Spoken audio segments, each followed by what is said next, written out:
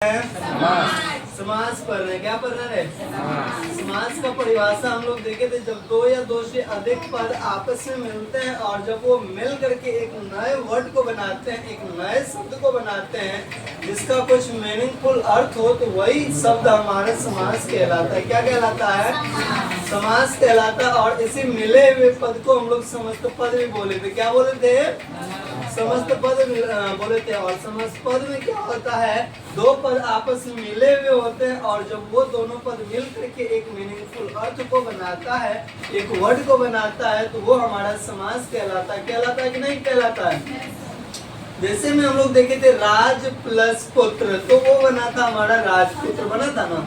और देखो राजपुत्र, जो राजा के पुत्र को हम लोग राजपुत्र कहते हैं। और इनका समास विग्रह भी हम लोग देखे थे। तो राजपुत्र का समास विग्रह में हम लोग देखे थे राज प्लस पुत्र, ठीक ना। तो राज एक अलग हो गया, राज का मतलब होता है राज, और पुत्र का मतलब क्या होता है? बेटा होता है। क्या होता है? बेटा होता है। तो वो हमारा राजपुत्र हो गया। इसी प्रकार से समास के हम लोग देखे, समास के 6 वेद होते हैं, ठीक ना।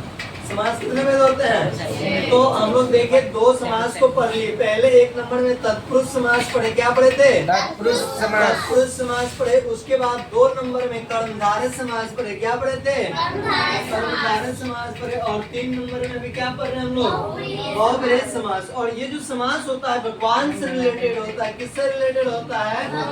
जो अपने साधारण अर्थ को छोड़ करके विशेष अर्थ को देता है, तो वही हमारा बहुब्रीहि समास कहलाता है। यहाँ पे देख लो, जिसके सर पे चंद्रमा हो, लटका हुआ चंद्रमा, तो वो चंद्रशेखर कहलाएंगे। महादेव के बारे में, ब्रह्मा के बारे में, सरस्वती, शिवजी, रावण, सूर्यपाने, यानी कि जितने भी नाम इसमें आ रहे हैं, तो वो समथिंग, ठीक ना, व्हाट इज राइट, वो हमारे क्या आ रहे हैं? वो आ रहे हैं हमारे भगवान से रिलेटेड। क्या आ रहे हैं? भगवान से रिलेटेड आ रहे हैं।